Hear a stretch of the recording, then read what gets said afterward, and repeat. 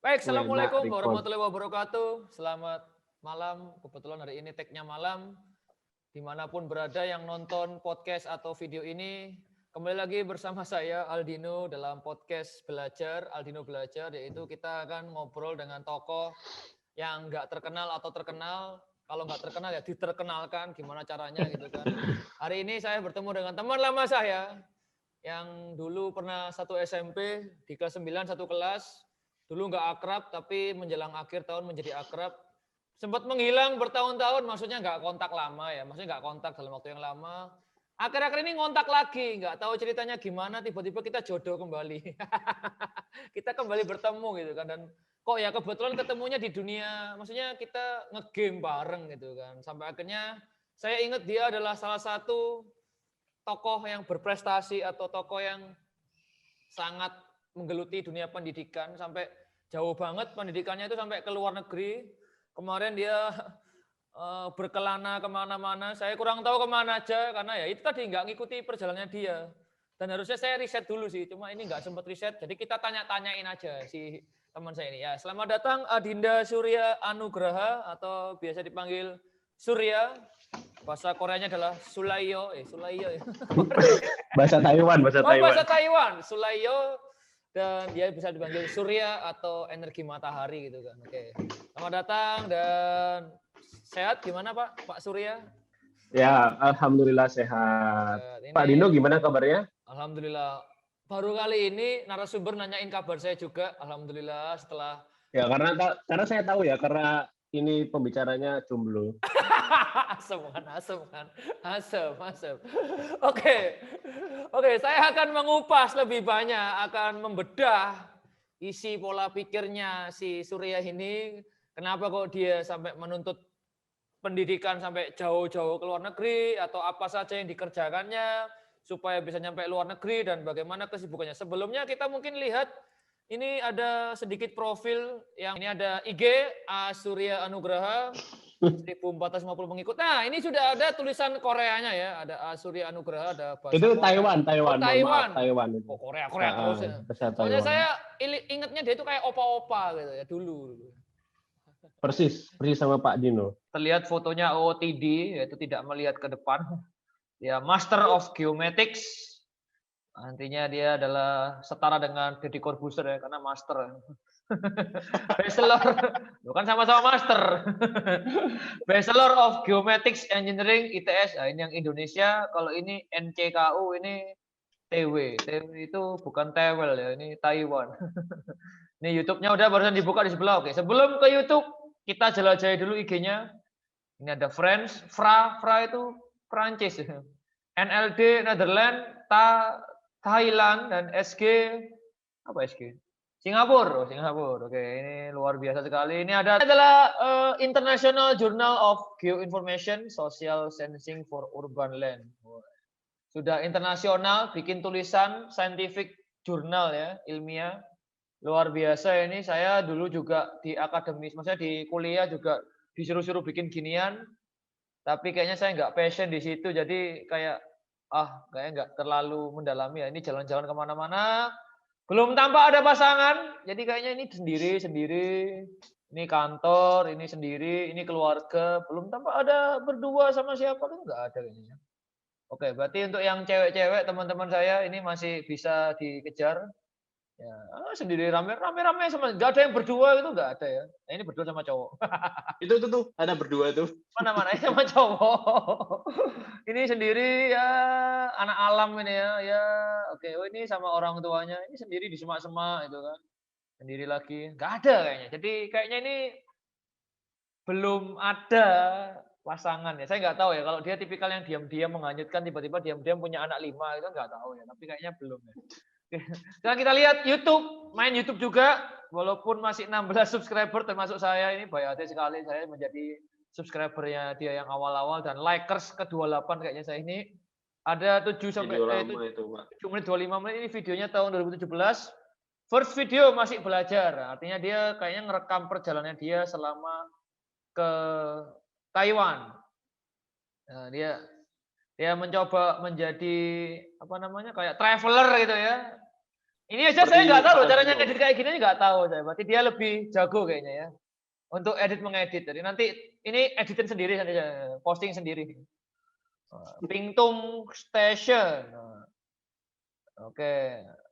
Oh, cerita vlog, ngevlog. Wah, ini wajahnya dia waktu masih muda dan sekarang kita lihat wajahnya dia kayaknya nggak banyak berubah ya. Ini nggak tumbuh ya orang ini kayaknya. Oke, ini adalah Awet muda. Oh, awet muda ya. Ini adalah profil singkatnya. Oke, saya udah komen ya, nyari konten. Baik, itu adalah sedikit profil singkat dari sosial medianya Surya ini atau teman saya yang sangat menggeluti pendidikan dan kayaknya geomatika banget ya. Karena tadi kuliahnya S1 geomatika, S2-nya tadi di luar negeri juga geomatika gitu kan. Terus mungkin kita penasaran ya, ngapain jauh-jauh ke luar negeri terus jalan-jalan gitu kan. Ya seru menikmati hidup, tapi kan ada di Indonesia kan ada gitu kan atau emang kurang lengkap di Indonesia gitu kan atau kenapa kok BTW, sorry dong, BTW kok tamunya belum diajak ngomong ya? Ini Anda nunggu pertanyaan nih. entar. Anda ini sebagai tamu itu nurut, gak boleh Anda itu ngatur MC. Saya ini hostnya, saya yang ngatur Durasi. Ya jalannya ini momennya ini harus diatur oleh pembawa acara, bukannya Anda yang mengatur. Kalau Anda yang mengatur berarti Anda yang nanyain saya. Ah malas udah nggak jadi, aja buyar. Ini rusuh ini ya, rusuh loh. Bintang tamu ini pendiam tapi rusuh loh ini ya. Oke, baik. Baik, oke, itu saja tadi profil singkatnya. Sekarang kita mulai wawancara tipis-tipis ya. Oke, mungkin pertama-tama adalah ini kenapa kok bisa sampai luar negeri ini? Kenapa ya? Atau bagaimana sih kok bisa tiba-tiba nyampe luar negeri di usia yang masih berapa ini? 25, 26 ya? Kamu 26, 27 apa 25, 26 ya? 26 ya? OTW 27. OTW 27. Sudah kemana-mana tadi ya, Prancis, Thailand. Dan itu semuanya pendidikan. Ya ada liburannya tapi semuanya pendidikan. Ini kok bisa seperti itu? Ini bagaimana ini? Pak Surya atau Kak Surya biar kelihatan muda gitu. Wajahnya masih muda, awet muda dia. Kalau saya udah ada brewok, udah ada jenggot, rambut ada uban-uban dikit. Ini masih hitam. Gimana Pak? Gimana? Ceritain Pak. Ini teman-teman Ya, atau Jadi karena tadi Pak Dino bilang tipis-tipis aja jawabannya, satu kata aja no. Takdir no.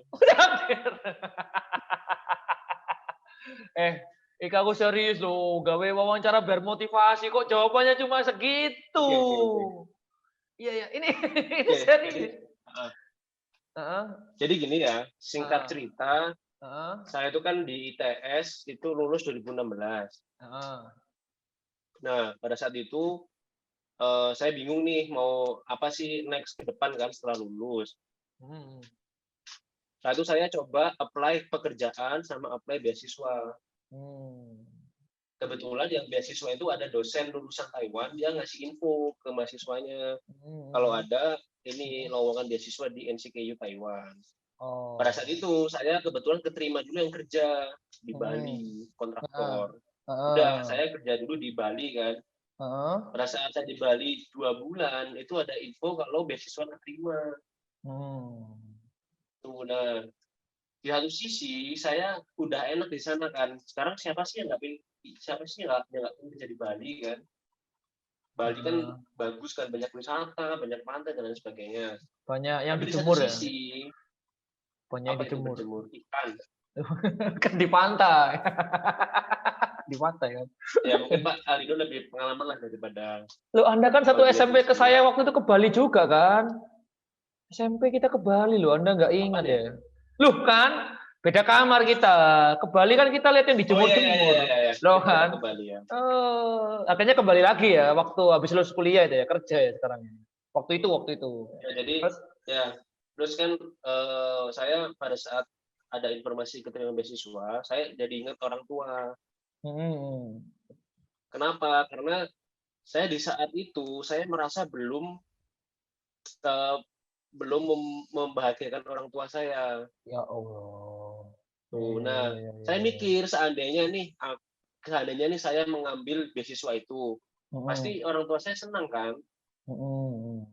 Ya, saya mencoba memposisikan diri saya sebagai orang tua saya. Jadi seandainya nih nanti someday saya punya anak saya diterima beasiswa, pasti saya senang kan, kayak ada rasa sedikit apa ya, bangga lah ya kalau bisa dibilang kayak gitu kan. Maka dari itu saya ya udah saya sebenarnya saya nggak terlalu pingin S2 di sana karena apa ya, kita kan udah kayak capek kuliah nggak sih, S1 4 tahun kan.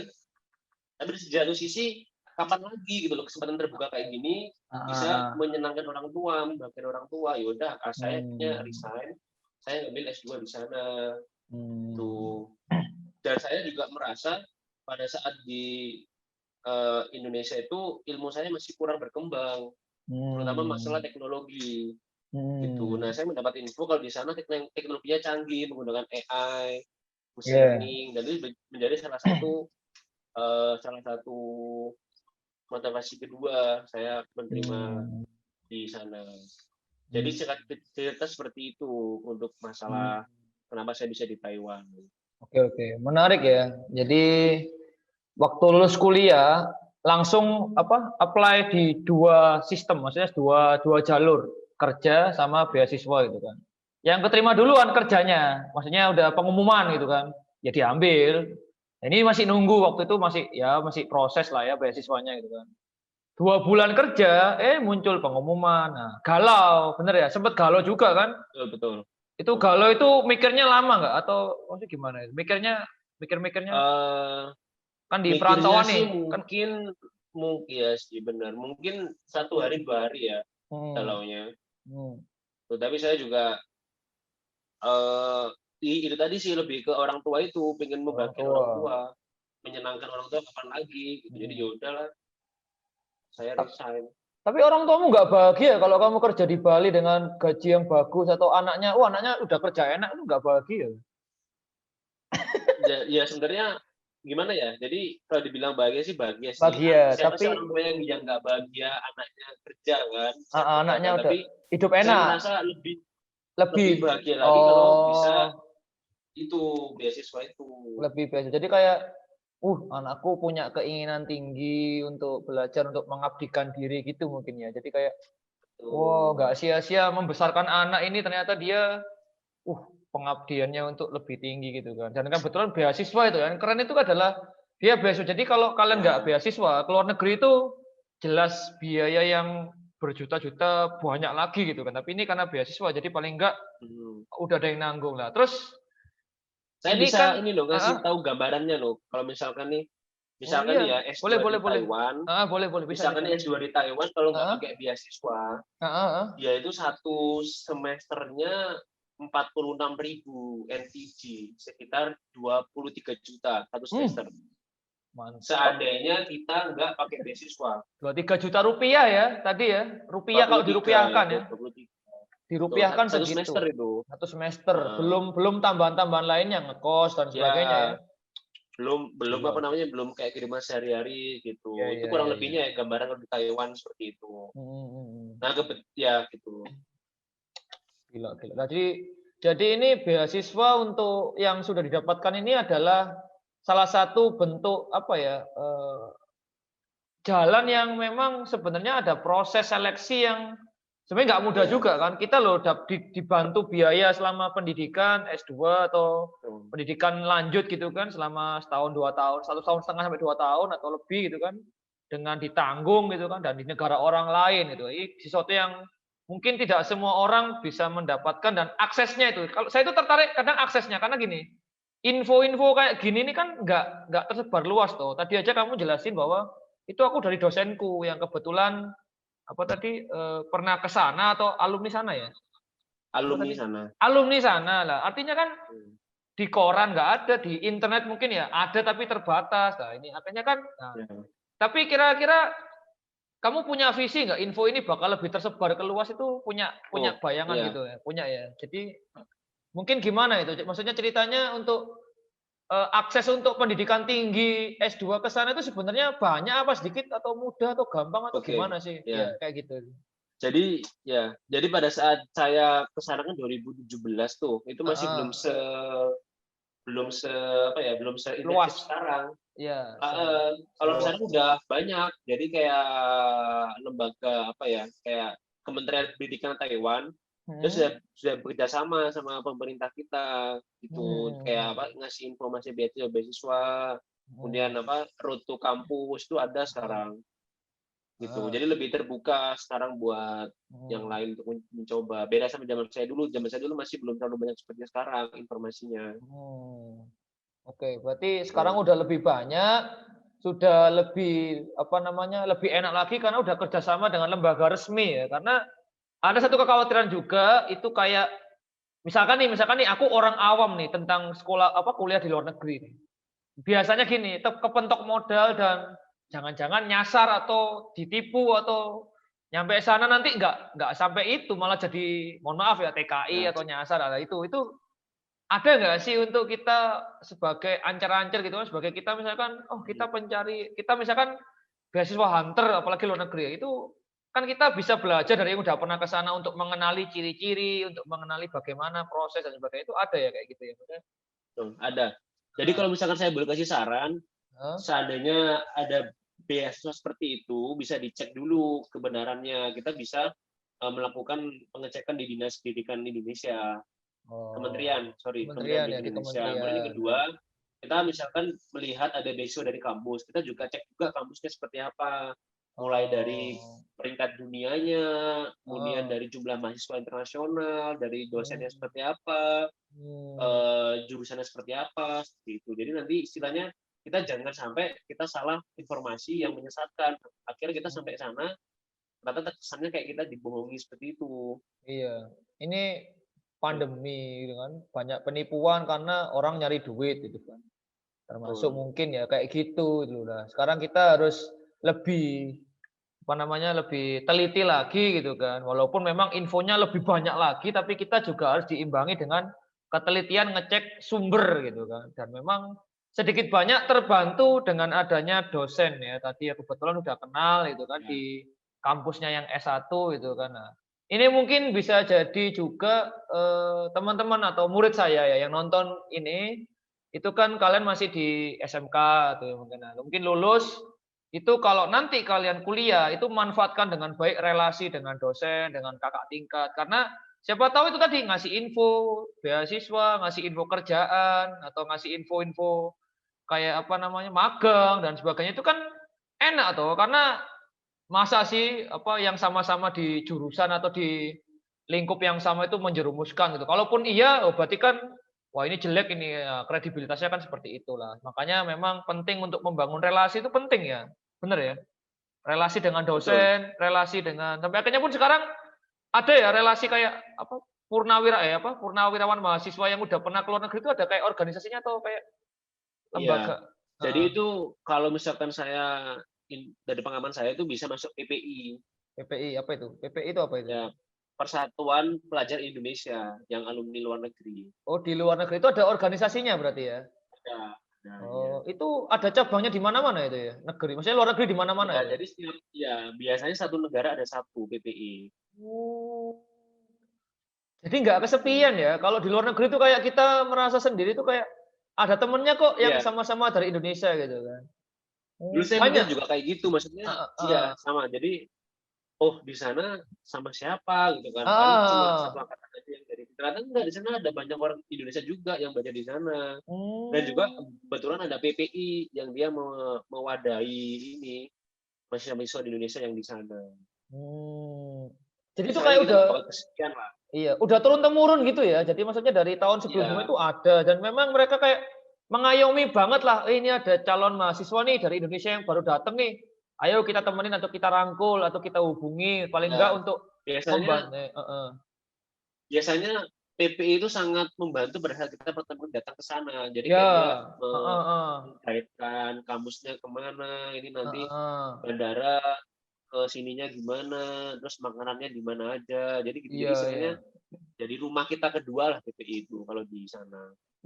Iya, soalnya saya masih nggak punya gambaran sih, waduh di negara orang gitu kan. Ini sekarang aja nyoba di kota orang gitu kan, udah 3 mau 4 tahun kerja itu aja masih kayak kadang kesepian gitu kan, apalagi di luar negeri gitu kan. Tapi ternyata enggak, orang Indonesia itu tersebar di mana-mana ya, bener ya berarti ya. Termasuk yang kalau kesepian cari pacar loh. Sabar Mas, OTW. Oke, ternyata di luar negeri juga banyak rame teman-temannya orang Indonesia gitu kan. Terus dari tahun ke tahun itu ada, cuma ya memang mereka sibuk belajar, tapi untuk senang sekali mereka tuh menyambut yang mahasiswa baru yang dari Indonesia gitu ya. Berarti sekarang ini berarti dirimu tergabung dalam organisasi itu ya? Maksudnya kayak gitu ya, benar ya? Ya. Jadi kebetulan saya pada saat semester tahun pertama saya Heeh, mendaftar di salah satu departemen di PPI heeh, sana, PPI heeh, Tainan, PPI heeh, Kota. heeh. Kemudian saya juga sempat menjadi ketua departemen di PPI di sana, Wih, PPI organisatoris Tainan. juga Ya ya. istilahnya sambil belajar berorganisasi. Hmm, Jadi bagusnya berarti, itu Jadi kita di sana selain ya kan istilahnya gini, kalau kita misalkan nih dapat beasiswa, hmm, berarti kan ibarat kita belajar dikasih hmm. uang.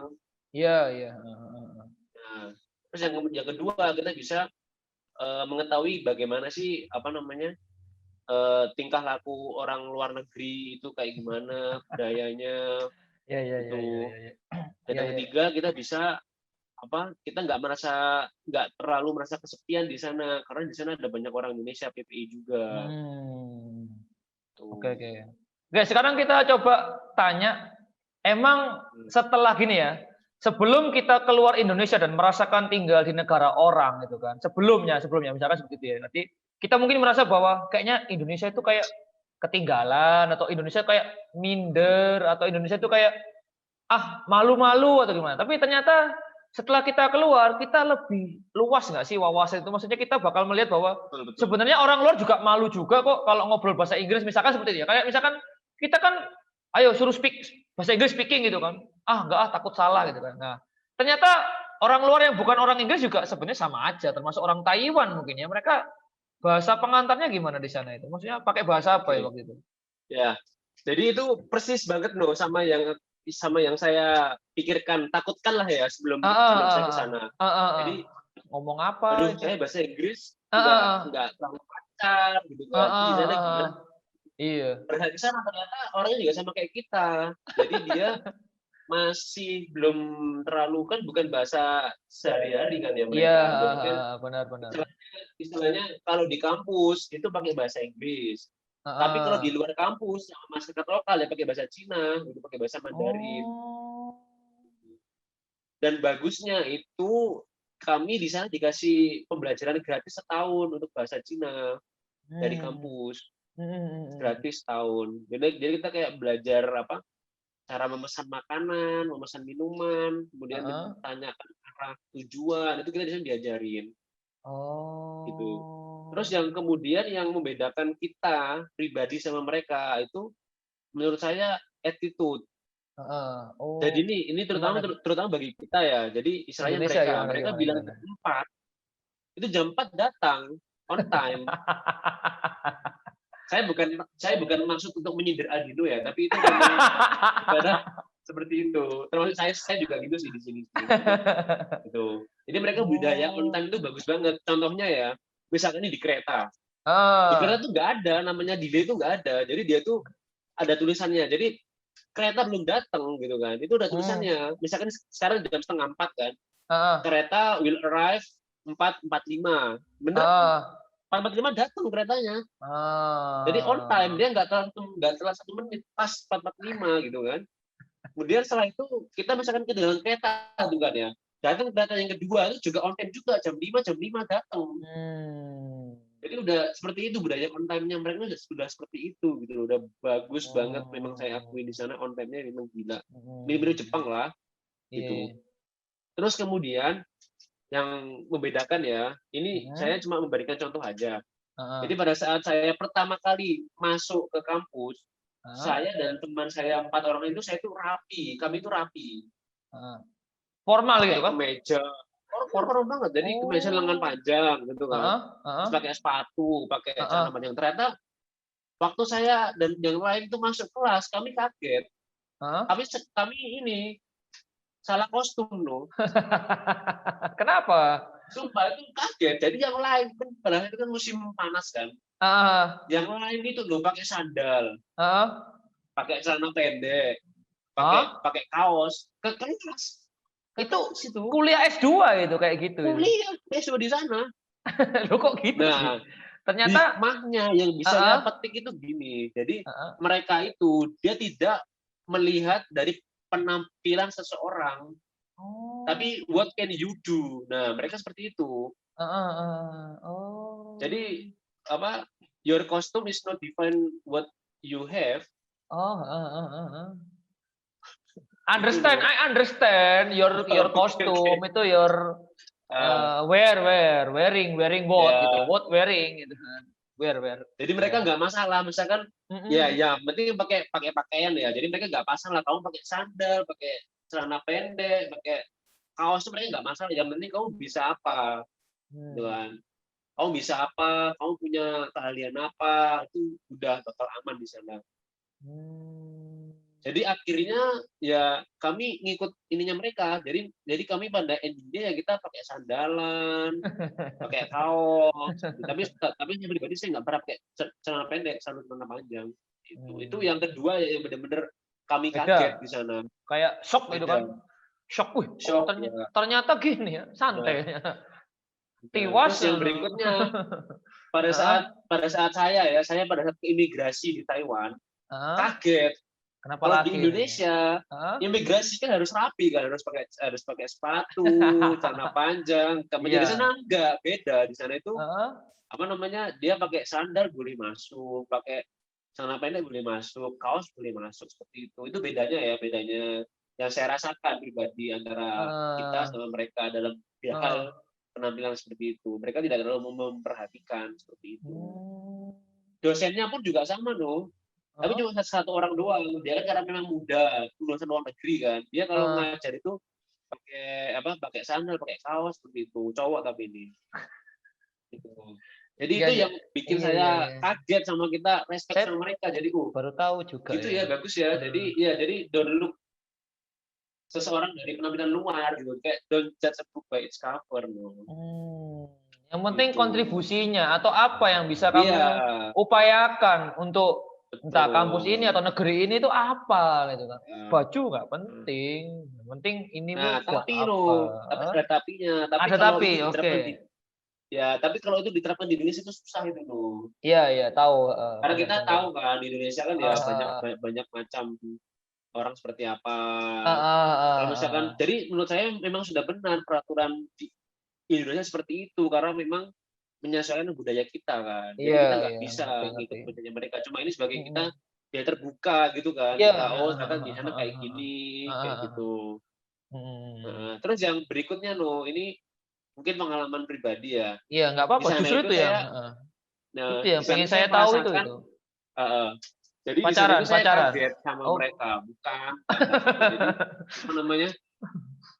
Kita karena kita merasa menjadi orang itu, jadi kita lupa sama orang lain. Kamu merasa kayak gitu nggak, No?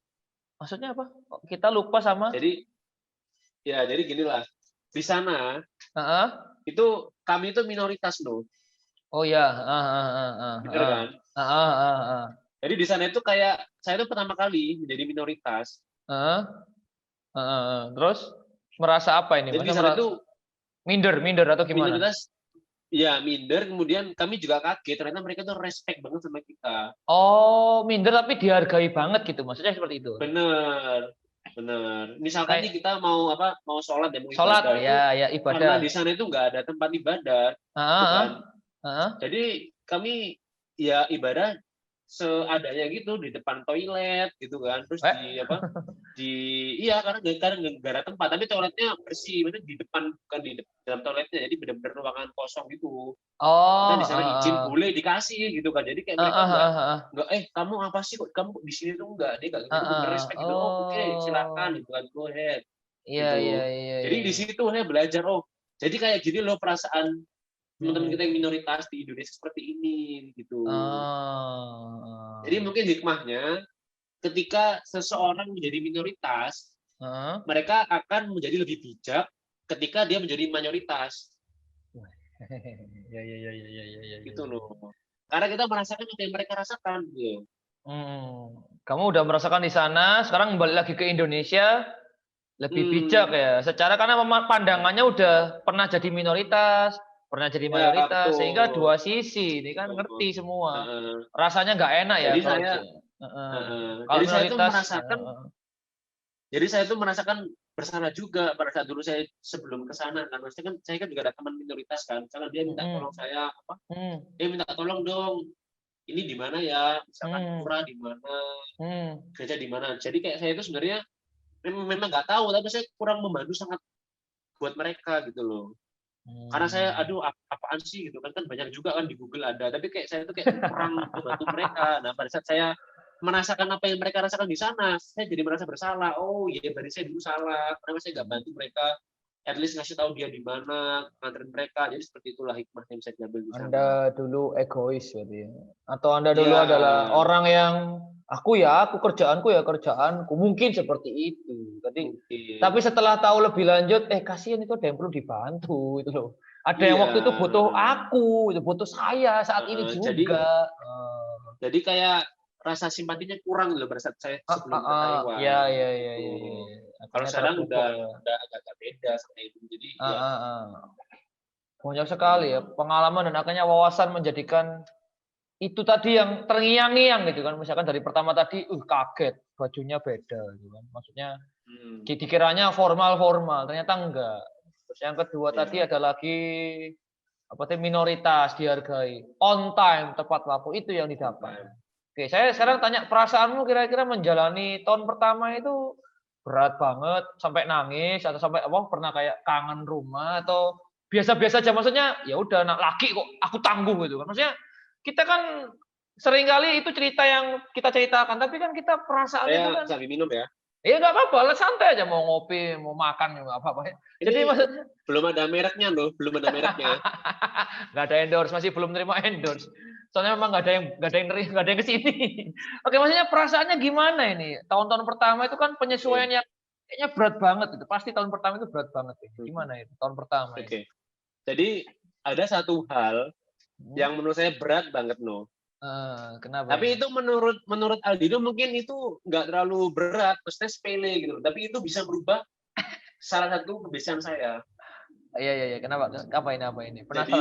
Penasaran ini saya. Jadi di Taiwan, itu mayoritas ya, saya bilang mayoritas ya. Jadi mayoritas tempat itu nggak ada. Jadi mereka itu buka tempat makan itu ada waktunya loh. Mereka itu buka tempat makan itu jam 10. Jam 11 sampai jam 2. Setelah itu mereka tutup. Mereka buka lagi jam 5 sampai jam 8. Benar. Jadi seandainya nih kita lapar di luar 2 jam, di luar 2 waktu itu kita nggak bisa makan, kecuali kita makan fast food. Kayak misalkan KFC, McD itu bisa. Nah, hal apa yang bisa merubah habit saya itu adalah makan pagi sarapan. Jadi di 1 bulan pertama saya itu beradaptasi bagaimana saya tidak makan pagi, tidak makan tidak sarapan. Awalnya sarapan terus. Iya, saya di Surabaya makan terus pagi Yang mau kuliah, yang mau sekolah saya makan sarapan terus. Sekarang pada saat di sana nggak ada tempat makan pagi ya saya nggak sarapan gitu. Nunggu jam 10 atau nunggu buka. Mungkin menurut orang itu sepele, tapi itu benar-benar kerasa Jadi kan kita susah tiap hari nih gitu kan kita sarapan, makan pagi, tapi ternyata di sana nggak ada. Wah, itu benar-benar berat banget di sana. Iya. Akhirnya ya sampai sekarang saya nggak pernah makan pagi lagi Udah terbiasa lah. Jadi kalau makan ya makan siang sama makan malam. Itu yang berat. Jadi kayak habitnya mereka seperti itu. Itu ada kayak peraturan daerah atau memang peraturan pemerintahnya di sana yang gimana itu? Memang bukan peraturan sih, memang itu udah kayak udah kayak turun-temurun gitu. Tapi kalau bikin Indomie pagi bisa ya atau? Bisa. Ya udah Indomie aja. Sih, menurutku. Loh, kenapa sih nggak baik Indomie Pagi-pagi makan mie. Loh kan sarapan. Sarapan itu menurut penelitian, menurut orang gizi itu kan kamu bekerja keras mikir S2 ya, geomatika saya aja kalau udah ada tika-tikanya itu matematika itu udah bayangan saya udah angka, sin cos tangen dan sebagainya. Ini saya nggak bayangin S2-nya seperti apa gitu Jadi luar negeri bahasa Taiwan lah gila. Ini kan suatu hal yang Ngeri. Teman saya yang SMP dulu biasa-biasa aja, pegangannya dulu dia raket kalau nggak salah, dulu suka badminton. Nyampe luar negeri, gitar kacamata hitam ya. Sekarang luar biasa ya, karena dia suka gitar tapi kayak cool gitu loh, pakai kacamata hitam. Padahal akhirnya jadi kayak tukang pijet ya, karena beda, sensasinya beda. Tapi sekarang nyampe luar negeri dan mengubah banyak karakternya, mengubah kebiasaannya menjadi lebih matang, lebih bijak, terus lebih wawasannya lebih luas tentang Indonesia. Cuma kemarin terakhir bilang ke saya dia nggak ada tempat untuk berbagi, sampai akhirnya menemukan saya. Oh, bikin podcast gitu kan. Akhirnya alhamdulillah hari ini bisa terlaksana setelah beberapa kali ditunda, alasan inilah itulah. Saya yakin dia cuma nge-game sebenarnya karena kayaknya dia gamer juga. Wah, nggak boleh seuzon lu. Loh, Anda nawari saya nge-game terus ya. Saya ini bikin konten kok disuruh nge-game terus. Oke, jadi menarik ya. Jadi wawasannya luas. Ada tambahannya lagi, ada tambahan lagi. Apa lagi? Enggak apa-apa terus silakan. Terus yang kedua, ini kan kamu tadi yang berat. Perasaan. Oh iya, yang berat. Benar-benar. Masih banyak ternyata yang berat ya. Jadi saya itu kan jujur ya, saya itu dari kecil suka manis tuh, suka apa kayak es teh manis, suka coklat gitu kan. Nah, saat di sana, jadi orang Taiwan itu mayoritas dia itu nggak terlalu suka manis. Sudah dapat bayangan. Jadi gimana di sana? Apa sukanya asin? Apa rasa gurih? Ya lebih ke hambar, lebih ke apa ya? Biasa. Lebih ke hambar gitu. Jadi gini, saya ada cerita nih. Saya kan apa? Oh ya, ini sebagai ini aja ya, sebagai apa? Gambaran aja. Kamu tahu Sin Funtang loh? Sin Funtang. Apa itu? Makanan ya? Yang minuman itu loh, Sin Funtang. Yang minuman hitsnya Taiwan di Indonesia yang viral itu, yang bubble milk tea itu loh. Boba. Ya boba tahu aku kalau ya, boba. Jadi istilahnya itu dia itu minuman pertama yang menganut sistem manis di Taiwan. Itu boba, itu maksudnya semacam itu tadi. Itu baru pertama kali. Ya. Itu tahun berapa baru ada gitu? Baru ada 2019. Baru ada 2019 di Taiwan. Ya pada saat saya di sana. Sekarang dia ekspansi ke Indonesia dan itu laris banget di Indonesia. Mungkin di Kalimantan nggak ada. Tapi di Surabaya, di Pekanbaru, Jakarta itu ada. Dan itu viral itu loh. Enak itu dia tentang. Nah, jadi itu ini menyambung sama cerita saya. Jadi saya itu pernah loh ya. Saya itu pesen apa namanya cencu naica. Jadi kayak apa namanya milk tea lah, milk tea kan. Terus saya bilang itu saya pesennya gulanya yang banyak gitu kan. Terus setelah itu dibuatin nih sama lause sama penjualnya kan. Kasih kan ke saya. Terus saya minum. Saya kaget loh kok nggak manis gini gitu kan. Terus saya di saat itu kan saya bawa teman saya lokal kan. Saya suruh dia coba gitu kan. Saya suruh coba, terus please try this milk tea gitu kan. Dia coba. Terus dia bilang ke saya, are you crazy? This is very sweet. Dia bilang gitu loh. Kan aku kaget kan. Hah? This is sweet? Oh my God. Jadi di saat dia bilang sangat manis, buat saya nggak manis sama sekali no. Gitu. Nah, ini berhubungan sama habitnya orang Taiwan karena mereka nggak terlalu suka manis, mereka sehat-sehat no. Oh, gula ya, menghindari penyakit gula. Terus dia juga lainnya itu tadi dia suka olahraga gitu. Mayoritas orang Taiwan. Jadi itulah ya dua hal yang mungkin terberat buat saya makanan sih sama minuman karena saya memang suka kuliner. Itu harus membiasakan diri ya, nggak sarapan terus yang biasanya enak beli es teh manis atau pop es manis, coklat itu pakai gula Tropicana Slim itu udah paling manis menurut mereka. Bagi kita apa ini? Settingan lidah ini harus diubah ya. Jadi